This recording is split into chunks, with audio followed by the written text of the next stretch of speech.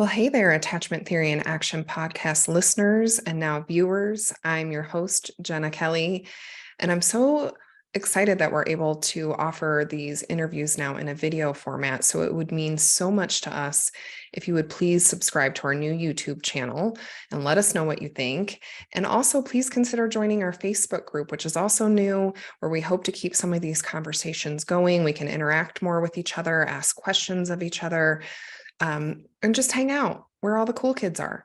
So I am really excited for you guys to check out this interview today where I sit down with Susan Andrien and Angela Harris. They are both just boss women, so passionate and dedicated to the work that they're doing in the trauma and attachment field, and are really carrying on a lot of the work of Dr. Bruce Perry's neurosequential model. If you don't know who Bruce Perry is, you might be living under a rock. So buckle up because you'll probably have your mind blown. And if you are already familiar with his work, this is a way to keep learning, where we're going to talk about some of the key principles of his work and especially how it applies to the school system. As many of you are probably already aware, our schools are facing a mental health crisis. There's a lot going on with our children right now, a lot of trauma and attachment issues, and there's a lot going on with the adults as well. And so we talk about ways to support these systems and apply his work to schools. And you'll also get to hear about some of the cool work that each of these ladies are doing. And we really end on a lot of hope, thinking together about how to make innovative change. So I'm going to tell you a little bit more about each of these amazing women. Susan is a licensed marriage and family therapist. She's the CEO and founder of Hope Reimagined. She's a phase 2 certified trainer for the Neurosequential model. She's also a certified forest therapy guide, which is really exciting because I'm going to have her back to talk more about our connection with nature and how that supports the work that we do in trauma and attachment. And then I also am joined with her colleague, Angela, who is a licensed clinical social worker. She practices in Montana. Susan practices in Oakland, California. And Angela has over 15 years of experience, lots of advanced training in mental health and trauma, and is also a phase 2 trainer in neurosequential model of therapeutics. And so I can't wait to introduce these two ladies to both of you, and I hope you enjoy it as much as I did in sitting down and talking with them.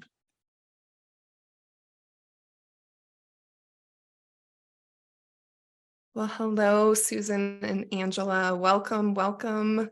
Thank you both so much for joining me today on the Attachment Theory in Action podcast. Hello. Thank you for having us. I'm really excited to be here and to be in conversation. Hi, I'm excited too.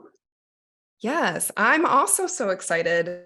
I think when I emailed you both to invite you on as guests, I phrased it as, hey, do you guys want to be my guinea pigs? Because I'm new to this hosting thing, and we'll just figure this thing out together. And you both still graciously agreed. So thank you for being such good sports. And one of the reasons I knew I wanted to have both of you on in one of my earlier interviews is because we had the chance to sit down and nerd out together in some preparatory conversations for some workshops that you guys provided to Chaddock at the Knowledge Center. And, we were talking about trauma, and especially the ways that, Dr. Bruce Perry's neurosequential model has really heavily influenced your work. And we were really speaking the same language and just having this beautiful, rich conversation. And so I knew that this was a conversation that I wanted listeners and viewers to also be able to experience. So, but before we get into that, I also want to bring some more of each of you into our conversation. And so much of who we are is also influenced by our attachment memories and figures.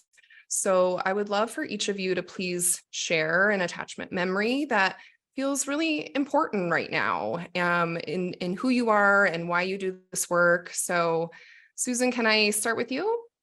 Sure. This is such an important question and, kind of puts you in a rabbit hole of like, oh, I could go here or I could there, because the moments, right? Those really powerful moments that we experience that create this web that actually allows us to come to the moment that we are in now. And I would say that my attachment story or journey continues with as I become a parent of adults, my relationships evolve. But and it was hard to really think of one, but where I really felt the most resonance for what we're talking about today was really, I was born in Albion, Michigan. And so when I came into the world, my father worked for Corning, which was he was an engineer, and he was transferred a lot. So we were four biological children in my family, and we were all born in different states. And I was born in Albion, Michigan, which was a very segregated city. And so when my parents moved there, they were kind of shocked about the level of segregation and started to get involved in civil rights and creating a alternative to the local country club, which was segregated, to the melting pot, which still exists today. But I had a nanny who was a Black woman, and we also had two men living with us, Frank and Julius, who during those first year of life, they were a big part of my life. And my parents' involvement in social justice and civil rights, and even at that time trying to work against anti-Black racism, I really believe that those attachments and those relationships early on influenced who I feel connected to and the communities that I feel connected to. And so I've lived in Oakland for 27 years now, I think. And my work in Oakland has been primarily with all with BIPOC communities, but primarily Black community. And I feel like those early relational templates, that deep commitment by the people that I lived with and that were in my home, really created this template for important relationships across difference and across culture as a white woman. So that's the story I decided to tell today. Yes, I love that story. Thank you for sharing that with us. Angela, what's coming up for you? Well, as Susan had mentioned, I feel like there's a lot of different memories that I have, but the one that I feel like I've really kind of held on to and explored the most, as far as how it really shaped my relational template in life and kind of the work that I've had to figure out and continue to explore, is when I was 2 years old, my parents were divorced and my dad was still living in Montana and my mom was in California. And so in order to kind of share that parenting, my mom had my sister and I come up to Montana for the summer. And I vividly remember the exchange that they would do. It was in Elko, Nevada, and it was a hotel room. And I remember waiting for my mom and wondering where she was and crying on the phone and being just so upset. And I think about, even though both parents had the best intention, that the child's view, my view at that time was feeling abandoned, and that my primary caregiver, the external stress regulator, wasn't present, and that was my mom. And so it really kind of changed the way I feel. Like my mom still to this day says, "You never came back the same." And I think that that really stuck with me, of like the fear of abandonment in relationships and not being able to really trust males to be, able to regulate my stress. And that was, not my dad's fault, but he was present and there, but just not, that wasn't his. I don't think he was shown that either. So, we could go way deep into that history, but it really helped inform the way that I kind of see relationships and the work that I needed to do and continue to do, to be aware of those internal messages, and how they shape the way that relationships feel. And so we'll talk a little bit more about that today, but that's a memory I think about often. Yes. I love how both of your memories really speak to the way our experiences change our brains and our internal working models and who we relate to and feel most comfortable long before we have the words and the cognition to put to that, which is very much, I think, going to be a thread as we continue this conversation. So speaking of brain science, both of you are phase 2 trainers for Dr. Bruce Perry's neurosequential model. And I think that has really been a game changer. I've also had some training in that and how we understand trauma and the way it impacts our brains and nervous systems. It's really a game changer. So let's give our listeners and viewers a little more orientation to what that's all about. Some may have some familiarity already or been trained in it already, and some might not know what we're talking about yet. Yeah, Angela, do you want to take this one or you want? Sure. Well, Susan and I met, I believe it was 2019, coming from different places of the United States. And I'm not really sure, I can't remember how Susan figured or learned about the neurosequential model. Was it through his books?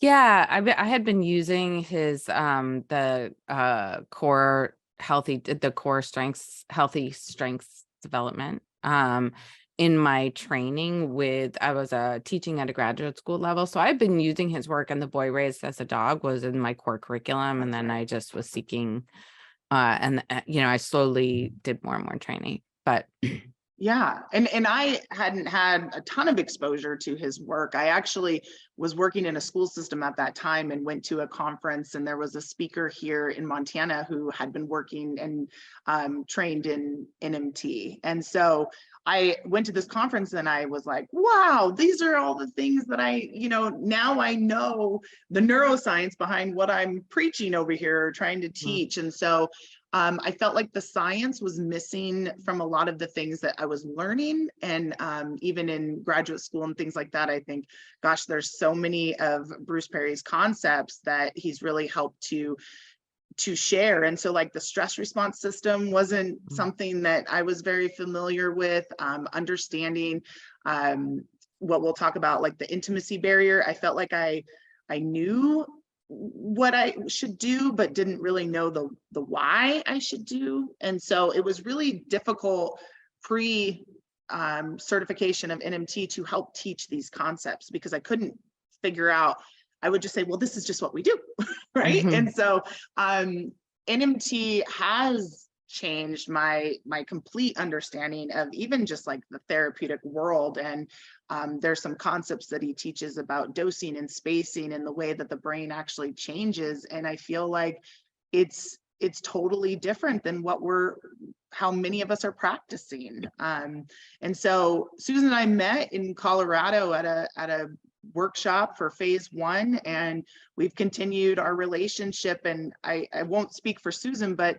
I chose to move through phase 1 to have this education and then continue to do phase 2, because I really felt like I needed to enhance my ability to educate and train others on these concepts, because I feel like if we're educated and grounded in this framework, our work and our recommendations really are more aligned with being biologically and neurologically respectful of the way that the brain works. Yeah, thank you, Angela. Anything you want to add to that, Susan? Yeah, I mean, I thank you. That was a really good grounding for us and our relationship.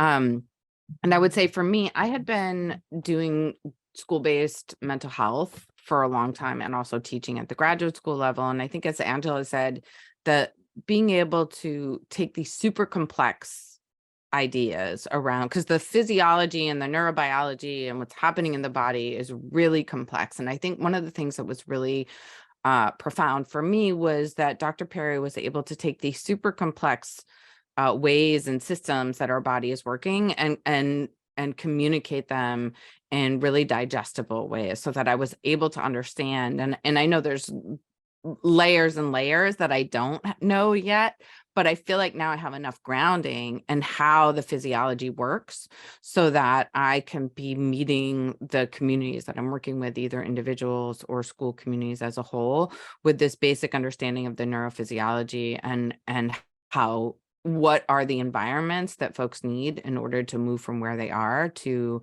a more regulated, healthy, happy, joyful place of being. So, yeah, I think that's the only thing I'd add. And again, I first was introduced to Dr. Perry through the 6 core strengths for healthy development, which I found really aligned really well with attachment theory, which I had studied prior to it. And to me, it was just kind of breaking that down even further into these neurophysiology ways of understanding attachment. Can you talk more about those 6 strengths, Susan? Yeah, I mean, I have to go back and it starts with attachment, and then regulation.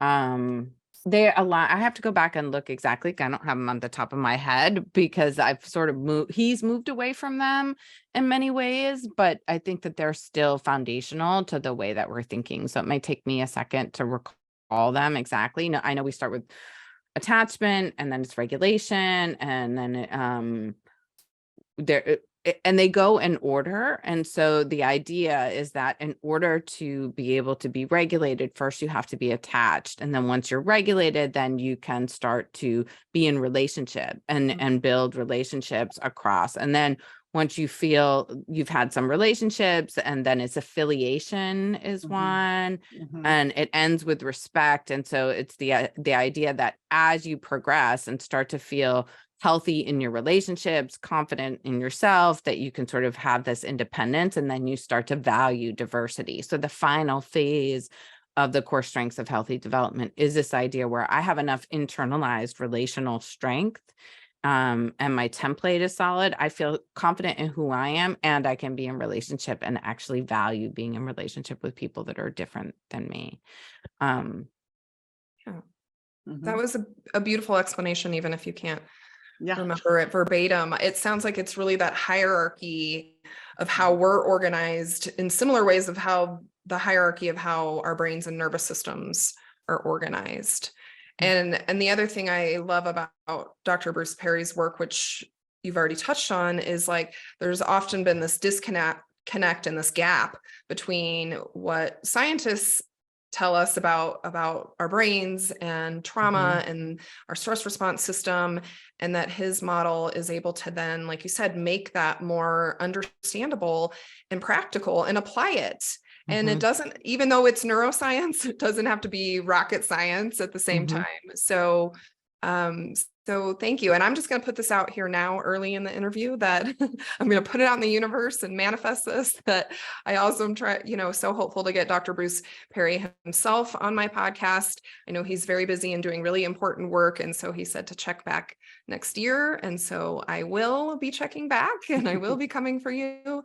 But having both of you, I also want to say you're not just a consolation prize, because again, what's so exciting with his stuff is it's got to be scalable. It can't just be one person who is doing this work.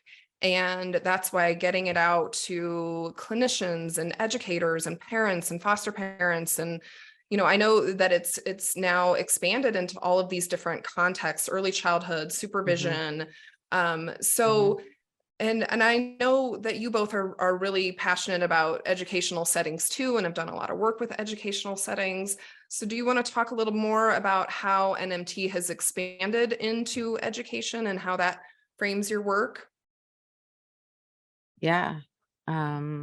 So I've worked in Oakland Public Schools for the last 20 years. I actually left a year ago from the system to start my own organization and to be working outside of the system. But what we're seeing in schools, right, and the way that learning theory happens, right, that if we apply relational safety in creating environments that are therapeutic, when we understand relational sensitivity and the intimacy barrier, and teachers. So part of what I have been doing in that role was trying to educate teachers through professional development. I had a lot of teachers that I was able to engage with over these concepts and how they're impacting their practices in the classroom. And so the hierarchy, the sequence of engagement, regulate, relate, reason, is probably one of the easiest and most profound ways in which educators, when they get this concept of creating environments in the classroom that respect the hierarchy and the sequence of engagement of like, I need to have this young person regulated before I can engage them in learning. And then they need to feel safe relationally and be in relationship. And then we can start to get to the cognitive learning that we want them to do, which is changing the brain, learning math, learning English language arts, all of the things we want young people to get out of being in education lives in the prefrontal cortex and the cortex part of the brain. And in order to get there, we have to go through the brainstem and the diencephalon and the other parts of the brain to be able to access. And so when teachers understand the relationship between feeling safe, feeling regulated, and learning, they start to value that more than just control. And when we start to provide this respectful of physiological states and stress response, state dependent functioning, then teachers can provide environments that will then allow young people to get to that part of their brain that will allow them to learn things like trigonometry. Also recognizing that my entire career, but particularly post pandemic, the amount of stress that teachers are under and the need for teachers in order to have their physiological, emotional, social needs met so that they can be co-regulators for the young people in their classroom. If they're all functioning is state dependent. So if the teacher has not had their basic needs met and they're not regulated and feel safe in relationship, they're not able to provide the co-regulation that the young people in their classroom need. And so when we talk about classroom environment, they're really related. I don't know.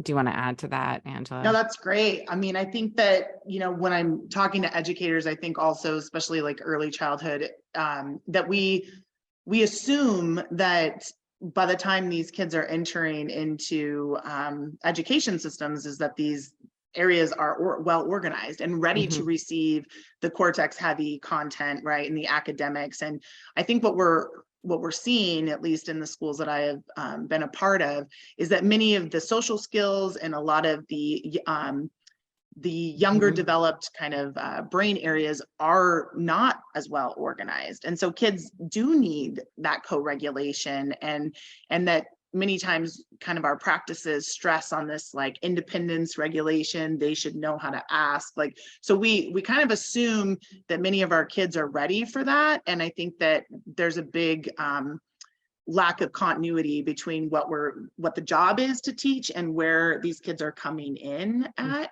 And I also was thinking how important, when you were talking, Susan, about how teachers, they have a job to do, they have education to content to give. And I think that it's really important to be able to see the importance of the mental health staff that's in the building, being able to help with that regulation piece so that students can perform within their classrooms. And I think that oftentimes that sometimes in our systems that can feel like a weighted difference between time spent. But if a child is dysregulated, something I always think of is it's like trying to put cotton through a straw. The education that you're trying to deliver isn't necessarily going to be able to sustain or maintain because of the dysregulation. And so the sequence of engagement is crucial in understanding that we need to be regulated first. And I also think something I learned from NMT that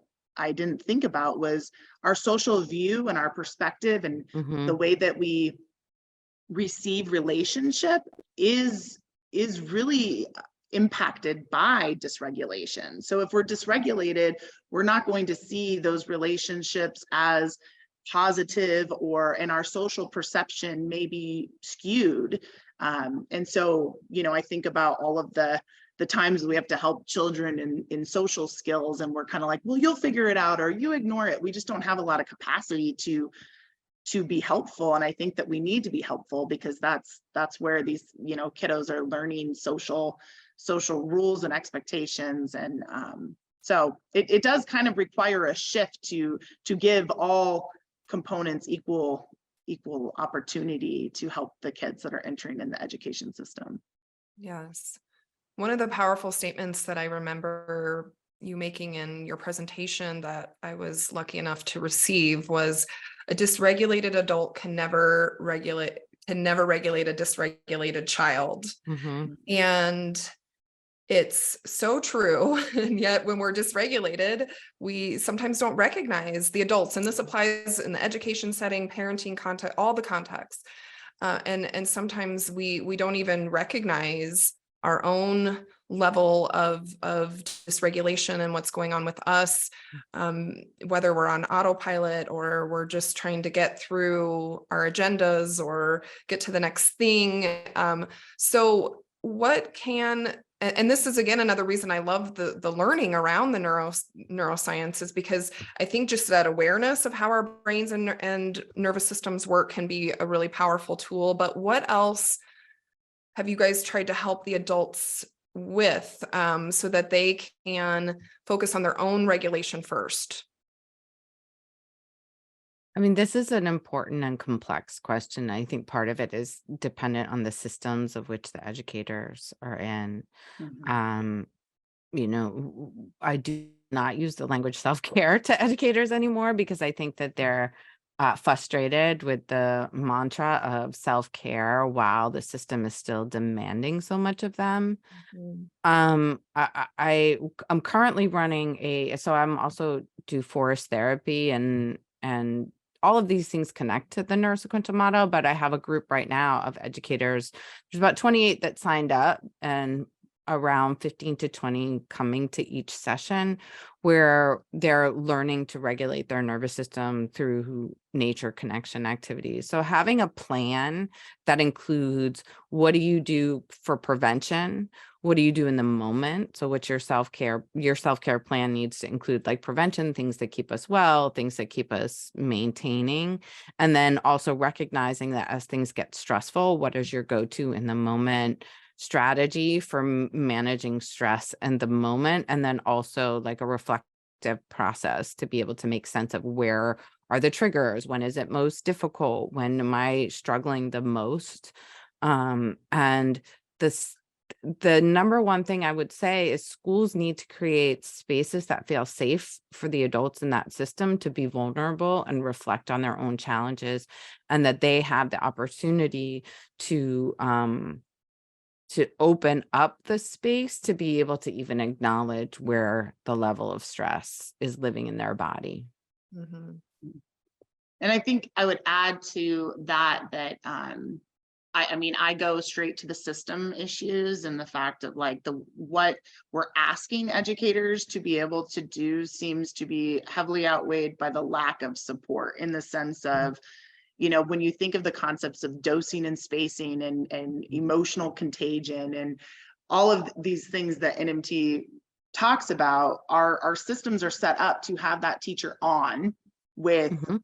an overwhelming amount of children to attend to all day, with some having very minimal break as far as being able to even regulate or to be able to tap out and say, I just need a minute. I mean, I think that we really need to be thinking about exactly what Susan said, but then how do we take these systems and start to shift our expectations so that teachers, I mean, they're human too, and they need to be able to be supported, and everybody has different things that are helpful, right? And I just feel like we can be really rigid in the way that we expect school systems to flow. And I think we need to get creative and inventive on how to create more webs of support for the adults that are trying to give this experience to children in their buildings.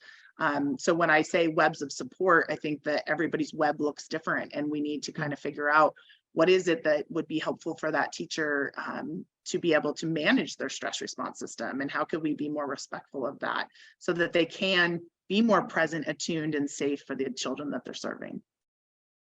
Yeah, Yeah. we're at a moment of crisis in public education right now. I mean, I think there's a mental health. We're all hearing about the mental health crisis of children in the building, but there's also the number of teacher vacancies. And I was just reading a study that showed for the first time in history, the last couple of years, there's been more vacancies in January than there was in August, and the vacancies are much higher, which is an indication that historically teachers might have left at the end of the school year, but we're seeing greater numbers of teachers leaving in the middle of the school year, which is just really an indication that that what we're asking them to do is not sustainable for health and well-being. Yes, and I love how you speak to the systems around them, because I think so often those teachers and caregivers can somehow feel like there's something wrong with me, that I can't, they pathologize it to themselves and their own worth. And so really normalizing it, that there's something wrong with these systems that expect too much. And so now you've got all these, dysregulated children with dysregulated adults who are maybe undersupported. And it's a perfect storm for teachers feeling burned out and needing to leave. And so if there's things we can learn and do to prevent that and slow things down, then we've got to be the carriers of those messages and this, helping get the support into these systems. Do either one of you have an example that you can kind of bring this to life, where maybe you've worked with a school and helped them, better incorporate some, I know you said not using the word self-care, but the things that they're doing to truly take care of the adults first, which are not selfish. These are things that have to be done first. Do you have a story or an example for us? I have a number of stories. There's one school in particular, Fred T. Korematsu in East Oakland. I'm going to shout it out because it's really an amazing elementary school that I get to continue to work with, even though I've left the district. The teachers have all been exposed on some level to the neurosequential model, and also the mental health team is going through the case-based series of the neurosequential model for therapeutics and really talking about creating environments that are sustainable and supportive for the adults as well as the children. And that staff has been they've been retained. So one of the few schools where the almost entire staff has been there for 7 years, even though it's a deep East Oakland school serving some of our most trauma impacted communities. And the principal just prioritizes the wellness of her staff, and they have conversations about it, and teachers feel safe when to ask for help. In addition, they've worked really hard to bring in and secure additional mental health and resources to the school through grant writing, through the community schools manager, through just like a dedication to bringing trauma-informed resources. And so I get to work with that school, train adults, talk with them about their well-being, and also the staff have a regular practice of sustainable. It is self-care, but I just think the language, when we ask teachers to do self-care rather than providing sustainable well-being practices within the school, so that's one school, and I think there's a range in the district that I work in. What a hopeful story, that change is possible. So we've talked about the sequence of engagement as one of the key principles of NMT. Is there more you can help us bring to life, Angela? Maybe share, I know that there's a lot of, R's and P's in NMT. Maybe share more about some of the other core principles of NMT for our listeners. Yeah, I think when I think of the education system, or just in relationships in general, I think of Bruce Perry's P's, which there are a lot of them, but they help kind of ground that in order to create an optimal relational setting or context when building capacity in relationship. I think that many of our systems are definitely, relationships are the buffer to adversity. We need relationships, and they're extremely important. However, how we receive and what our narrative of relationships and our expectations of those can be extremely important to understand in order to help build and shift that capacity. So things that are in the P's are being present. And I think that that's an extremely important word that is definitely impacting us societal wise, whether it be in our home or in schools, that technology has created a barrier to presence in relationship.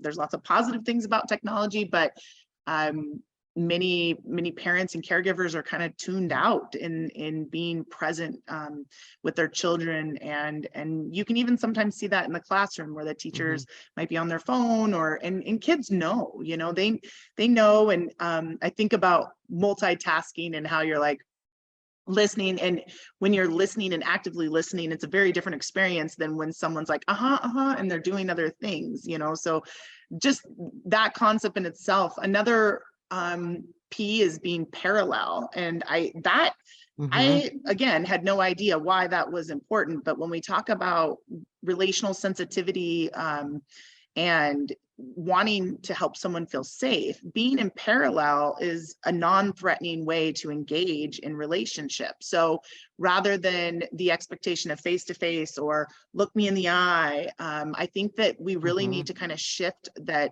eye contact is earned. It shouldn't be expected. Eye contact can be extremely threatening depending upon what somebody's, experiences have been. And so how can we be in parallel to create safety in relationships and build on safety versus, even in therapy, we are face to face, right? So it's amazing when you think about how much work gets done in a car, when you're driving and someone just starts chatting because there's this parallel engagement. And then being persistent. I think that oftentimes this is something I notice in the therapeutic world, is that we tend to say, okay, they're not moving forward, I'm going to refer them out. And I think about persistence, and some of my clients I've been with for 2 years, and they started with very, very lack of ability to feel trust in that relationship, and being persistent and continuing to show up and providing a positive experience in relationship eventually shifted, right? 2 years later, whereas many therapists and sometimes in education, we move them forward because we think, oh, well, it's not happening fast enough for me. So is that my timeline that they need to, or is it really about their timeline and how that so with some of these clients, 2 years later, they're fully disclosing and having full on personal conversations with me about the things that they want to, work on. But it wasn't overnight, and it didn't happen, in some of our settings. We really look to have those rewarding relational interactions that sometimes us as teachers won't get in the moment that we have with that student. And so I was sharing with you earlier that, sometimes it's one thing that a teacher has said, or, that sticks with you. Like in my experience was completely pivoted what I ended up doing because of this one, and I don't even remember her name.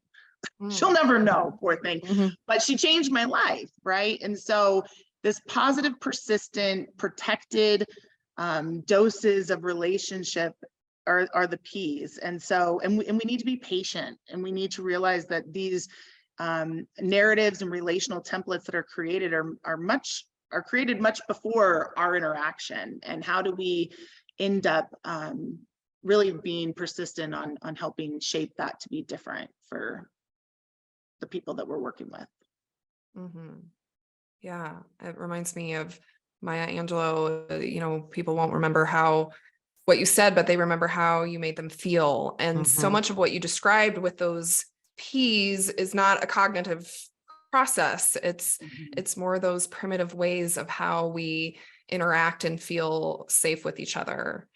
And that leads me to one of the things you shared with our group of mental health consultants that we all kind of were just mind blown about, was the intimacy barrier. And as much as I had learned about NMT, I hadn't quite heard it described in that way. And so I think it would be really cool for our listeners to hear more about also respecting people's individual differences with that intimacy barrier. So would one of you like to describe that for us?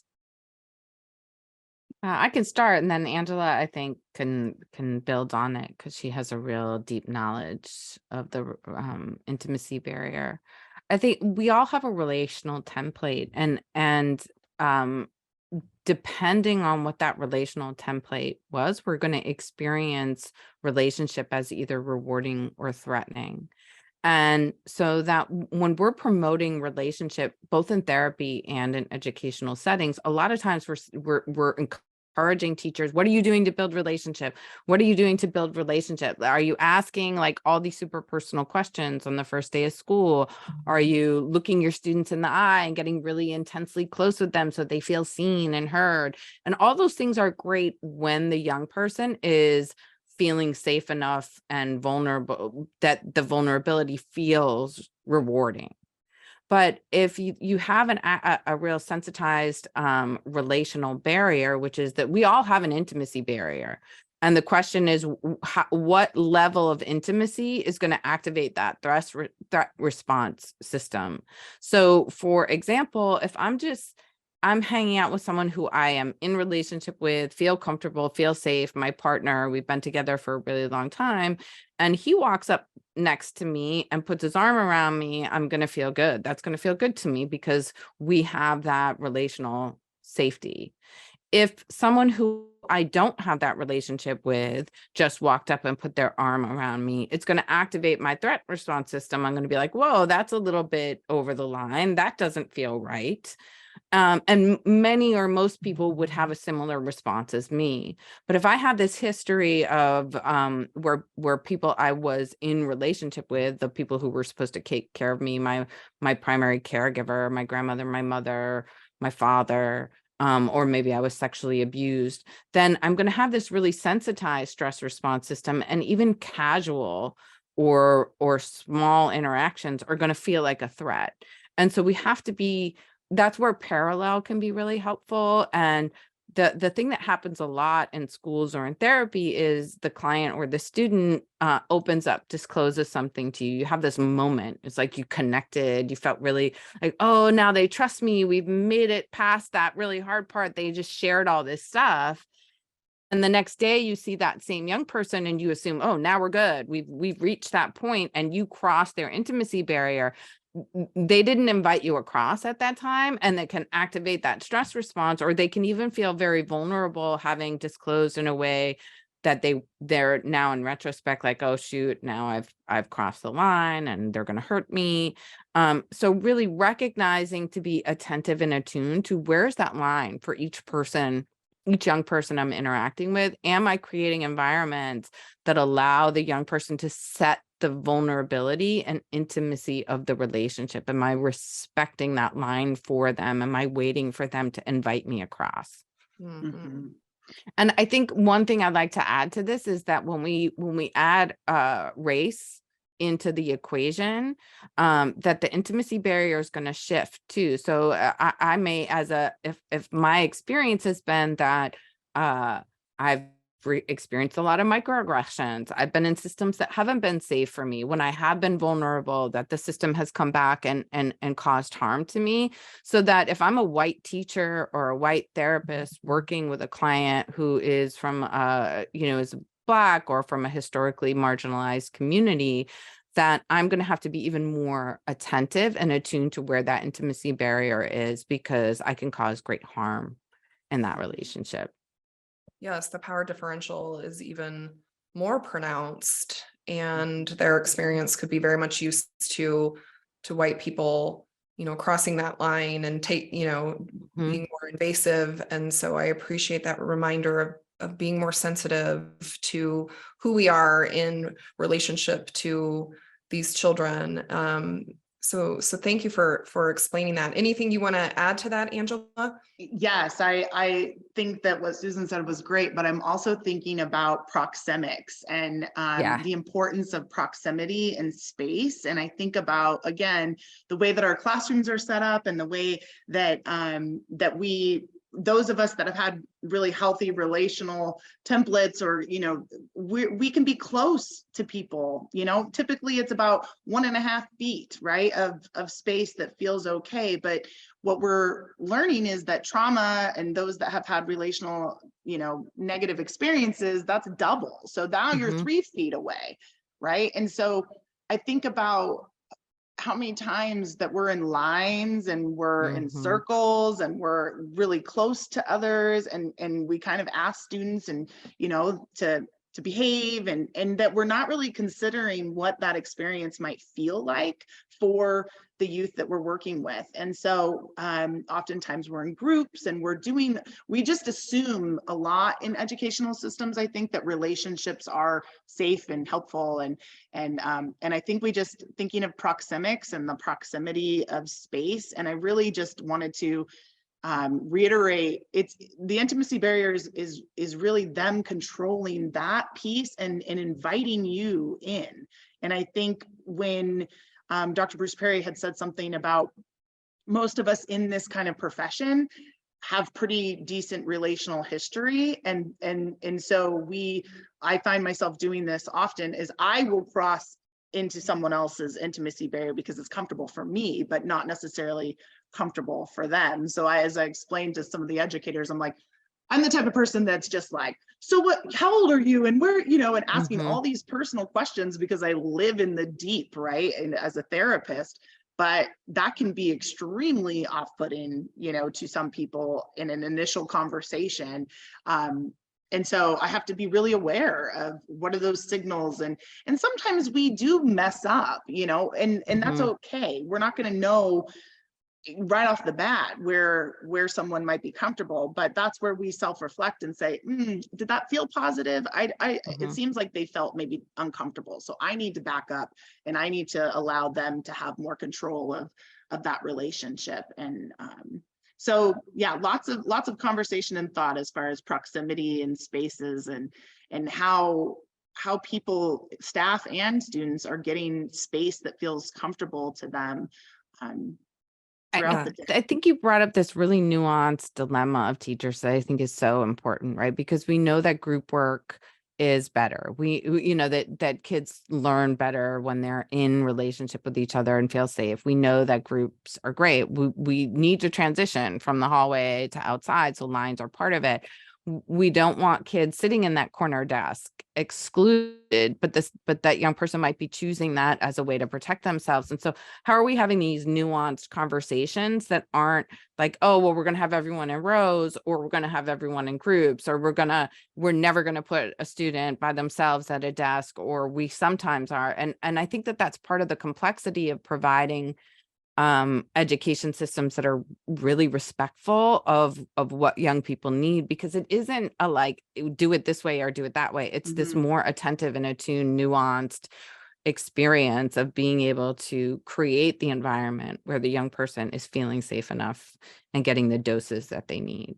Right. And I think being fluid, right? Like it's not rigid. It could be from, you know, someone in my workshop said, well, it depends upon the day. And I'm like, absolutely. It depends upon the day. It depends upon who's there. All of these different factors, but oftentimes we're reluctant to give fluidity, right, in our classrooms because it feels chaotic. However, forcing somebody within, you know, that's crossing their intimacy barriers, also doing you a disservice because they're not able to be present and safe and attuned to the information that you're trying to teach them. So yeah, I wish it could be more fluid. I wish that kids were allowed to come in, step out, and that was the norm, right, within the classroom. That they could meet their needs, you know, as they needed. And we didn't feel that it was crossing into this chaotic, unpredictable environment. So I know it's not easy to define, but I think that those are the things that we're trying to figure out. Yes. And you know, listening to both of you describe that, one of my takeaways is it's not a one size fits all approach. And it's very state dependent, which Bruce Perry also talks about. What state are we in our brains and in our stress response system? And our baselines can be very different depending on the day, depending on the hour, depending on the presence and the proximity. And so it can feel overwhelming, but the knowledge of understanding some of those complexities and nuances can also be really powerful. Because it gives us more information to read the energy and read each individual child and look for their cues, especially when we can be present, which also goes back to that important piece. So So And thank Jenna, I would just I think that it's pushing us to explore what's underneath the behavior, right? Like Mhm. many times, oh, the kid, he fled from the classroom and we're focusing on you shouldn't flee, right? Or you shouldn't, but well, why? Why, and I think we need to Mhm. be more curious and we need to figure out what's underneath some of those reactions that feel very behavioral that really can be a stress response, that child is having that can inform how we approach that situation differently. Yes. And that I would say is a much more trauma-informed approach when we are trying Mhm. to understand the behavior and what it's communicating. Mhm. So thank you both for shedding more light on that really important concept. And gosh, the time is flying by. So I know we've talked so much about NMT principles. And if there's anything else you want to add to that before we shift a little bit, because I also want our listeners to have a chance to hear about some of the other amazing work in the organizations that each of you are affiliated with. So anything we need to say before we shift? There's so much to say. I think we can probably close it out just because there's days and days of things to say about these concepts. I feel like we gave a taste and hopefully it sparks interest in learning more. Yes, absolutely. And maybe we can, I know Child Trauma Academy has some really great articles and resources, and there's some different websites that you can learn more about different concepts that we're kind of briefly touching on today. Because Yes. it is very thorough. We'll link all of that in our show notes. And that's one of the things I love about Child Trauma Academy and the NMT work is there's a lot of free resources available. There's also stuff that you can pay for, but just consume everything that you can, especially the free stuff, because there's some great information to keep learning and building on some of the stuff that we talked about today. So Angela, tell us a little bit more about the other things that you're doing and where your areas of focus and passion are these days. Sure. Well, it's always changing. It all depends upon, how I feel in the day. No, I'm just kidding. But I have a private practice here in Montana, and I've just been building in training and consultation with different organizations, whether that be education systems or restorative justice organizations, a little bit of assessment work with court systems, helping people understand what we didn't talk about is the neurosequential model of therapeutics assessment, which really helps dive into the clinical problem solving and helping people understand why interventions might be necessary to be focusing on. A lot of times we say, oh, cognitive behavioral therapy or whatnot. So there's a lot that goes into that. So been doing some assessments to help educate and help people problem solve different cases, some clinical supervision and training and consultation with whether that be in Montana or beyond. So that's kind of the things that I've been working on right now with some other little projects that we'll see what occurs in the future, but just loving to do the work and continuing these conversations and enlightening those with the education I've received and trying to build upon that and build capacity. Very cool. We've always got way too many projects. Definitely. What about you, Susan? And you mentioned the forest bathing, and I was like, oh my gosh, I want to really know more about this. So maybe we can have you back too and talk more about nature, because that's such a powerful regulator. But tell us more about some of the things you're doing.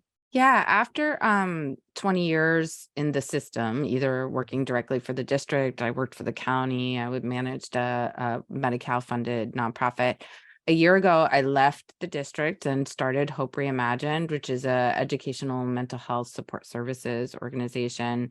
As you mentioned, I do forest bathing. I was certified in forest therapy and forest bathing during the middle of the pandemic, and now I'm training with the Forest Therapy Hub in Portugal, the organization that I originally trained with. I am now a trainer for them, which has been very exciting.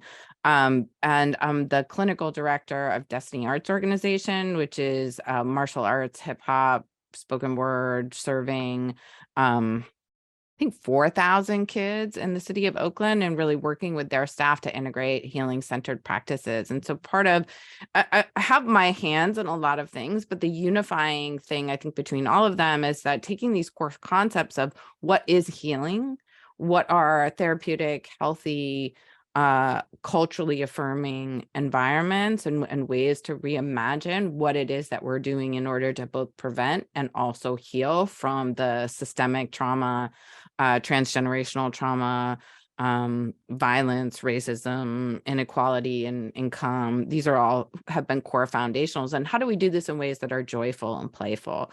I think I was getting just really weighed down by the amount of crisis and trauma that I was holding on a day-to-day basis within those systems. And so now I have individual school sites who are aligned in terms of this healing centered approach have contracted me to provide interns and or staff to provide mental health services that are grounded in this healing centered approach. I'm leading forest therapy groups and training new forest bathing guides, and then working in the arts to really integrate mental health. I believe art is healing, and my children came through Destiny Arts, and I had watched what they were doing, and they have a youth performance company that was tackling issues such as gun violence, sexual assault, racism through dance and movement. And we really recognized the need for taking some of these core concepts from Dr. Bruce Perry, and integrating it right into the programming. So joyful nature, music, dance, art, social justice, all these sort of big ideas. But I think the unifying is like every community deserves healing opportunities and playful environments. And how are we creating communities that are respectful of our physiology and respectful and culturally affirming ways? So. Yes, what a beautiful way to wrap up this interview, hearing more of how you're taking this important foundational learning about Bruce Perry's work and others, and then applying that in such meaningful ways. And Angela, hearing your passion about doing that for whether that's in direct service or also helping in workforce development and supervision with others. And then Susan, hearing you talk about, again, it's that hierarchy of how do we regulate and feel safe? Well, we need movement, we need nature. And so I'm serious. I think I'm going to invite you back to talk more about especially the nature piece, because it's so powerful. So so to end us off, what you've already kind of touched on is, what do each of you envision for the future for children, families, communities? I know that's a big question, but I mean, I think I'll go because it's aligned with what I just said. I really do have a vision and a mission to create environments that are healing and joyful and playful, and that I can't believe I get to do what I do now, that I get to be around young people dancing and spoken word, and I get to spend so much time connecting with nature. I believe in humanity. From the beginning of time, people have known that that's what's healing. And now I feel like we're coming back to recognizing what about those experiences that First Nations and First people and Indigenous people all over the world knew inherently were healing. And now we're connecting the science. And so it seems to be an exciting time. It's also a very difficult time, but I'm trying to stay grounded in the hopefulness, and been listening to folks that have been able to contextualize reconciliation around that. We are in a time of reckoning that is both disorient, like Dr. Perry says, anything new is automatically activates the stress response system. So I feel like our systems are both like trying to contract and also growing at the same time. And I'm hopeful that we are going to be able to connect the wisdom of ancient practices with the science of modern physiology. I love that. Thank you, Susan. What about you, Angela? I think that for me right now, my mission is my mission of what I'd like to see is increasing capacity. So is that education? Is that building more opportunity for relational webs? Is that connecting caregivers to the underneath of the why, and Mhm. being able to provide more informative assessments that that help us understand how we really have to, that how we need to shift versus expecting